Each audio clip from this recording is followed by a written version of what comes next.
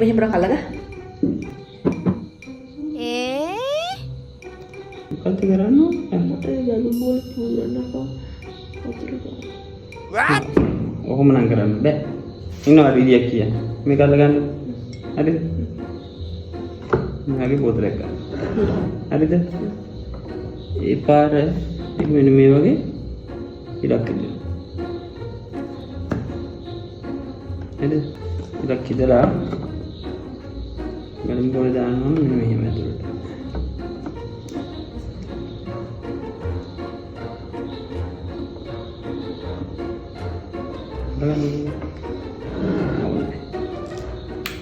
හරිද? පාර